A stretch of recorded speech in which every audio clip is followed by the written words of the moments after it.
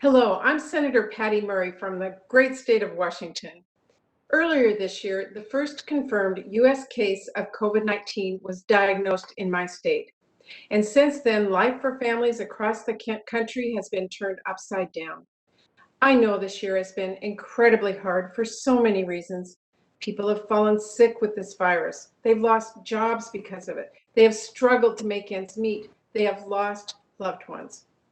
And I know our work to address the pain of this pandemic is far from over, which is why Democrats are fighting every day to get more help and make sure communities have the resources to respond to this crisis.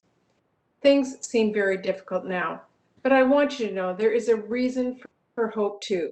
Last week, after a thorough review of a trial conducted with tens of thousands of participants to evaluate safety and efficacy, the FDA granted its first emergency use authorization for a COVID-19 vaccine.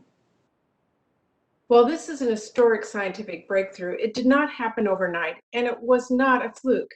It happened because of decades of research by scientists here in the United States and abroad into how coronaviruses work and how to develop safe and effective vaccines.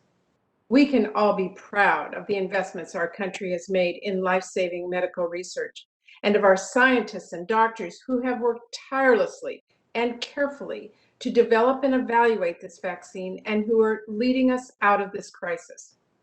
Trusted experts like Dr. Fauci have full faith in this vaccine and in the research and evaluation that brought it to us. I will be getting vaccinated myself as soon as it's my turn, and I encourage everyone to do the same.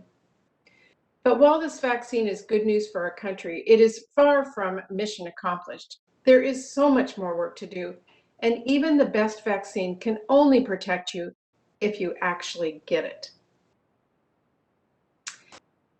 And to go from vaccines on shelves to vaccines in arms, we're going to have to roll up our sleeves, literally and figuratively. Part of the work ahead falls to Congress, the federal government, and local health departments. We already know the vaccine will be free for you and your family because of laws Congress has passed. But we will also be working to make sure state, local, and tribal health departments have the support and resources to distribute the vaccine quickly, safely, and equitably consistent with public health recommendations, and to ensure that every community is engaged in the distribution process and has both the information and resources necessary to get vaccinated, especially communities of color who have too often been left behind in our healthcare system. But there are important steps you can take too.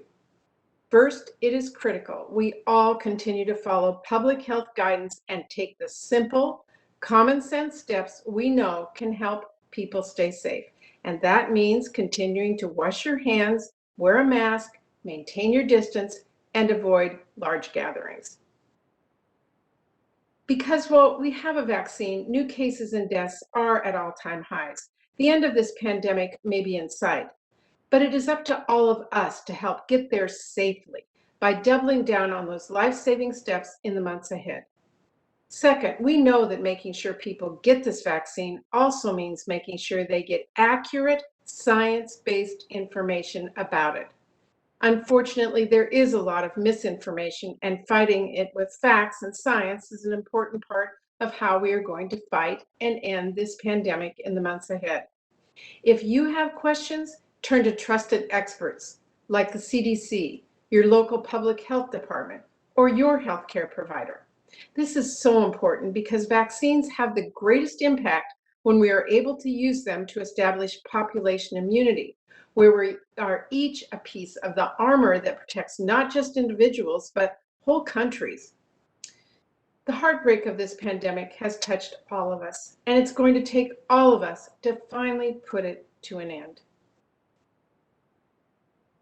But I know we can do it based on what I've seen over the last few months. Scientists and experts have been doing their part to search for answers and treatments and cures. Healthcare workers have been saving lives under the most challenging circumstances. Frontline workers have been keeping our cities running and essential businesses open.